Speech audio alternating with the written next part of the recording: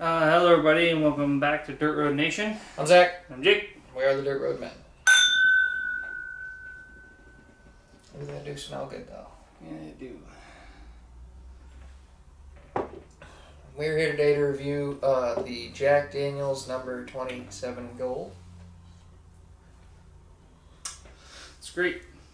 It's off to a good start. So, a quick rundown on Jack Daniel's. Founded in 1875 by Jack Daniel in Lynchburg, Tennessee. It's now currently owned by Brown and Foreman. Jack was taught by Nathan Nearest Green. We went over the flack they've been getting lately about Uncle Nearest. Yep, in our Sinatra video, the shorter answer is he's a black guy and people don't know how to feel about that. Fair. This is the gold number 27, or number 27 gold, however you want to read.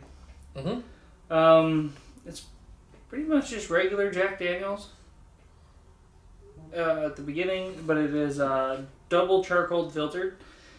And then after it spends its time in the new charred oak barrels, it goes into golden hued maple barrels. I don't know what a golden hued maple is, or if it's just their way of saying it was toasted maple barrels. Didn't really get that information. They baked it until it was golden brown. Oh. Like biscuits. Oh. So this is I'm totally just making shit up off the top of my head, bro. Jack Daniel's number 27 Southern Biscuits. Tennessee Biscuits. Oh, man. You're as smooth as Tennessee Biscuit. Alright, well. It's like one drill in one ear and another drill in the other ear, and they're meeting in the middle. Comment if you get that reference. This on the nose is amazing. As soon as it hit my palate for a second, I was afraid I was going to be underwhelmed. There wasn't a lot of alcohol bite. And for just a moment, I thought it was really chill on the flavor, but then it opened up. Yeah. And all of a sudden, I was very impressed. Just as I hope you were impressed by the sound of my dog licking his nads.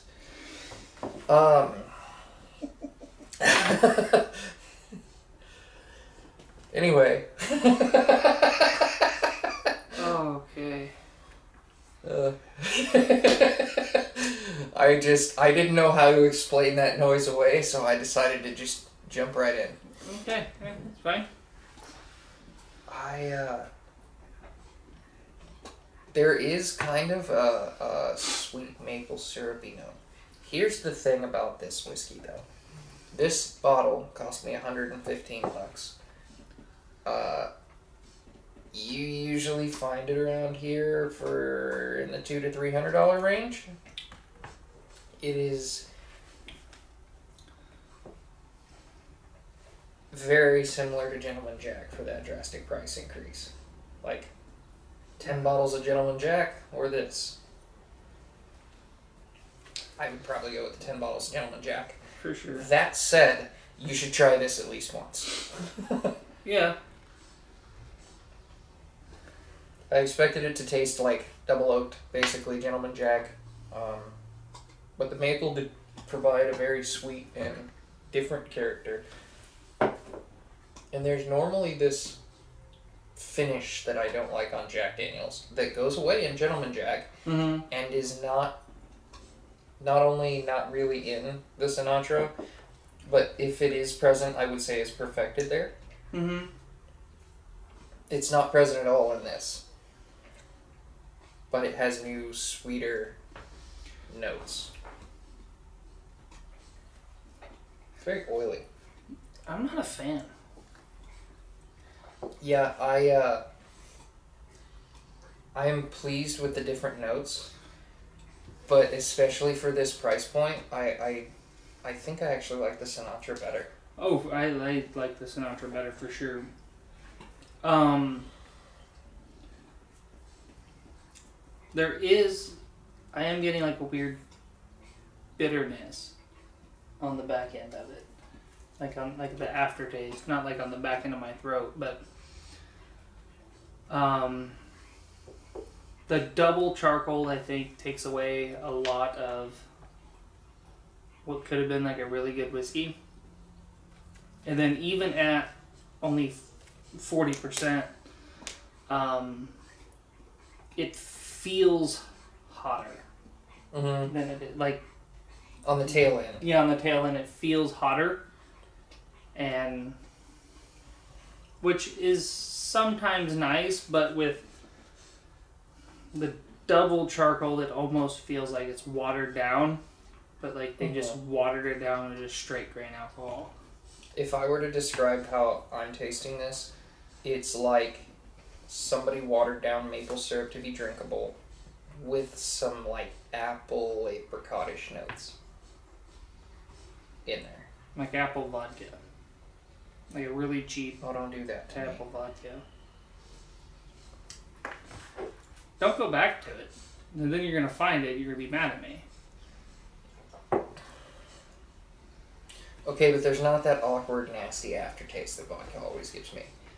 This, however, is not...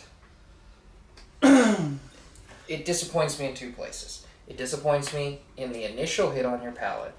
However, it does it starts to interest me as it opens up, but then it just doesn't get that complex. It does get sweeter, and it does have different notes than Jack, and that's surprising.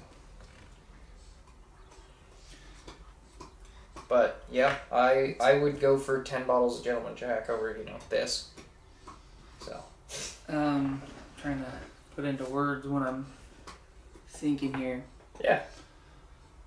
Like it hits and it's got like an initial sweetness, and then that sweetness kind of fades away, and then it's just bitter. And then as it's hitting like the back of the tongue and the throat, it just feels unusually hot for 40%. Normally, I kind of like that hot feeling personally. Like that's not a takeaway for me. I like it if there is more to what I'm drinking, like cask strength wild turkey.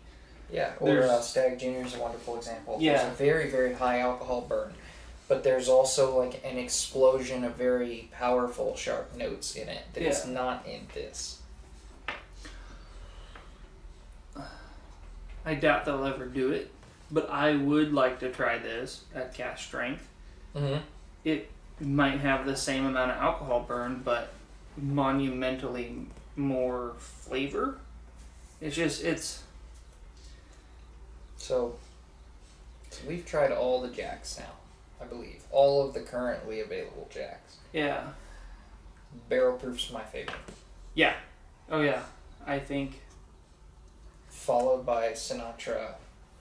Followed by this and Gentleman Jack, but not enough to justify the price difference, and then regular Jack.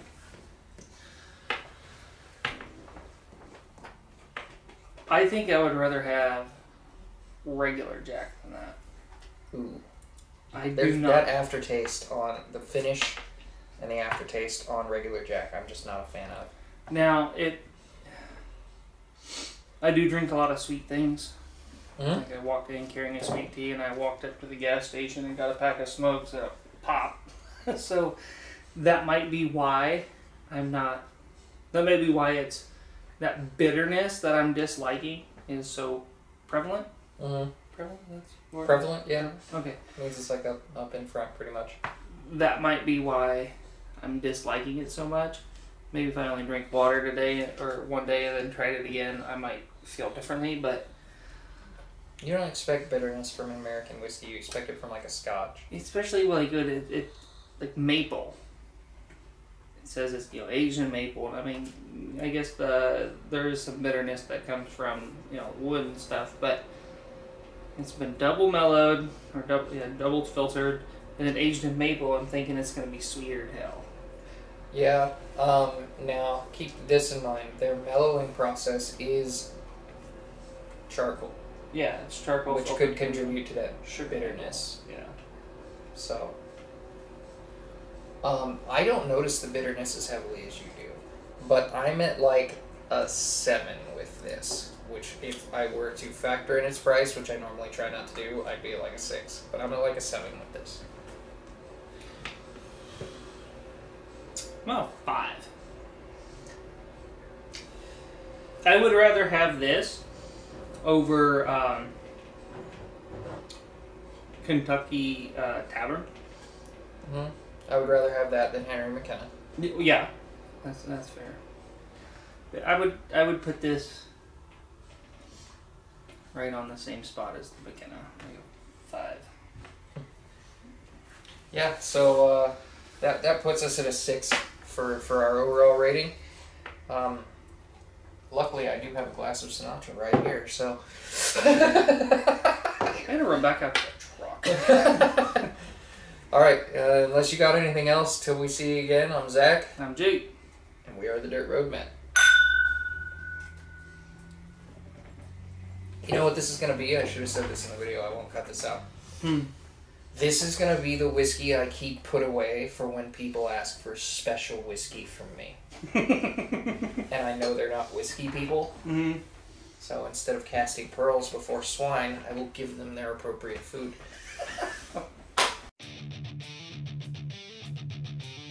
Hey everybody, if you like this video, hit a like or dislike, comment, subscribe, and hit the notification bell.